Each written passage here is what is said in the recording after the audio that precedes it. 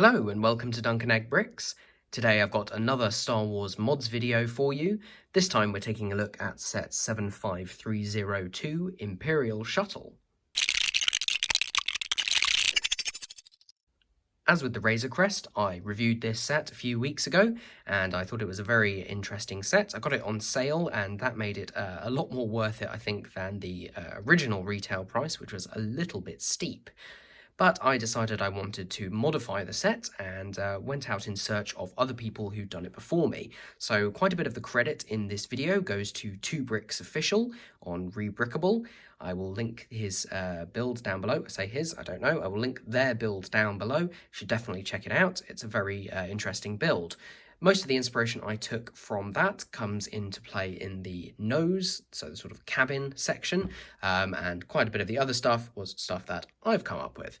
But I thought it was only fair to give credit. There are, of course, loads of other mods out there which people have made for this set, and yeah, it's definitely worth checking them out if you're thinking of doing a mod of your own. So let's take a look at the things that I have changed and bits that I've created new. The first thing you might notice when looking at it face on is that the front of the nose is a little bit wider than it was, and that's because on this version, as in 2Bricks Official's version, it doesn't taper in towards the front. So this one uses slopes, but it uses the smaller 1x2x2 slopes on the front just here, rather than the 1x2x3 slopes, and indeed the corner versions of those which the official set uses. That makes the nose a little bit stubbier, and to be honest, there is no good way at this scale of representing the shape of the Lambda Shuttle's nose. It's actually slightly curved down to the side, slightly rounded. It does taper in a bit, but it doesn't taper in a whole brick's worth. You really have to go to a slightly larger scale in order to get that detail in. So I thought that the 2Bricks Official version, with its lack of tapering, actually made a bit more sense for me, and I was happy to go with one that didn't taper. The cockpit opens in the same way as it does on the official set, tips forward from the front. It actually can go just far enough that you can get a figure inside. Looking at it here, you will also notice that I've made some modifications to the cockpit, or the underneath part of it. One of the biggest complaints that I and quite a few other people had about the original set was the bizarre sort of chin underneath the cockpit, which took up a lot of space and looked very unsightly. I've tried to hide this as much as possible. I've used shorter Technic beams as the main structure, and then the cockpit is supported by these inverted slopes, these large inverted slopes, which I've chosen to go with white. You could also go with light bluish grey. I think both would look fairly accurate, and it just minimises the chin as people described it. In the official set, these Technic beams continued all the way out to here, yeah, and it looked quite bizarre actually. So inside I've gone with white, got these long 1x4 slopes here, and then yeah, we can see inside there is a control panel, and there is now actually room for 2 people inside there, sitting tandem, unfortunately, not side by side, but that's a big improvement on the one that actually fitted in the original set.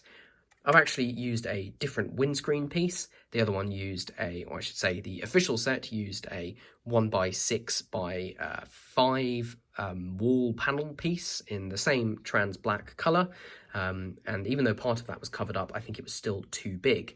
So this actually uses the same type of windscreen that was on the Shuttle Tidarium set from 2015, and actually some of it is covered up using one of these 2x6 tiles here. And I think the end result leaves you with something that is, you know, about the right shape and size, and it even has these rounded sections on the side, which definitely add to the overall look. I've tried to minimise the gaps around this ship. That was another thing that I had a problem with in the original set, was the fact that there were gaps showing in places where they really shouldn't have been. And I think I found quite an interesting solution for just behind the cockpit. So this kind of shaping with the slopes here, that was inspired by the 2Bricks official version. But where I've differed slightly is I have created a piece to block the area behind. Now, the trouble with this is that just behind the cockpit is the release mechanism for the main upper body and top wing so that you can actually get inside. So everything that was in there had to be movable and attached to that mechanism. So I have managed to do that. You just pull that up and the whole thing swings back just as it used to. Now, the slight disadvantage is that you do have to do this with the cockpit open and forward, whereas in the other one you could do it without that. However, I think the overall look is so much of an improvement that it really doesn't matter. I'll show you the assembly that I created to do this. I'll just pull it off. So this is a modified plate with 2 Technic pins underneath it, stuck right into there. I've swapped a few of these beams over so it doesn't stick out at the top either. And then obviously that has 4 studs where you can connect this piece here, which has a couple of brackets to change the angle, some tiles, some modified plates with rails, and the whole assembly, once it's been fixed back in place, fits really nicely with the cockpit. So you can see there's very little gap from the top, very little gap from the side, and in fact this matches up neatly on there. If I open this up again, you'll see that I've added some more tiles around the sides just here and here, and indeed I've added some tiles on here and here, which just neaten everything up and make things look a little bit more complete. If I could say one thing that would sum up the official set, I'd say it felt a little bit incomplete. That goes all the way to the interior as well. I'll just move the wing out of the way. I've actually included 4 seats there, which you might be having trouble seeing. That's a bit better, get some light on them. So they're just 4 normal black chairs, but that does double the capacity of the back of the shuttle. So the capacity overall has gone from 3 to 6. So I think that's a definite improvement for a ship that's meant to carry passengers. The way I've achieved that inside the main section is by taking out a row of bricks on either side.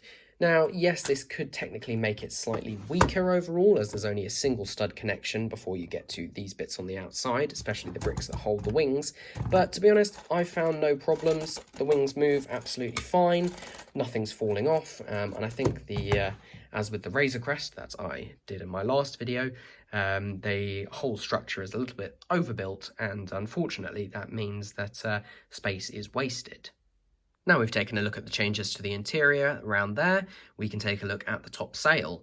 This is one of the shuttle's most distinctive features, and the sail in the official set was interesting, but I think ultimately wasn't quite right. The one that I've come up with isn't quite right either, but I think it's a better approximation of the shape. It's still too small in comparison to especially the cockpit, but the shape is a little bit more accurate. What I've done is taken out one of these large slope pieces, so originally there was a third one, and where there was only one slope, one of these inverted slopes, I've added 2 more. So we've lost a couple of bricks in height, but I think we've more than made up for that in terms of the shape. This was very, very complicated and required me to completely remake the wing. If I pop this off, you'll see how it's connected. So it's done in a very similar way with Technic lift arms. There's one that runs all the way up to the top there, and there are loads of Technic bricks in there with axles and pins connecting everything together. It was a really, really difficult thing to do to get everything to work, and I appreciate more than ever what the original designers did to get it to work. I think this would probably be maybe too complicated to put in an official set, so that may go some way to explaining why they didn't do it. However, I think the end result looks really nice, and I would highly recommend people trying to modify things like this. Right, well that was a sort of hopefully quick whistle-stop tour around the changes that I've made to the shuttle. I haven't really done anything else. I've not done anything to the back. I actually removed the landing gear completely because I wasn't happy with them, and I'd rather they didn't exist than didn't look very good. So maybe that is something I will do in the future. So if you've enjoyed this video, then please give it a like and share with me any thoughts that you have on how I could improve this, and whether you're going to try any of the same methods that I've tried. Please subscribe to the channel, it really helps me out. I'm getting near 1,000 subscribers now, which would be an amazing achievement, and hopefully we will get there soon. So until next time, I hope you have a really good one, and I will see you soon. Bye.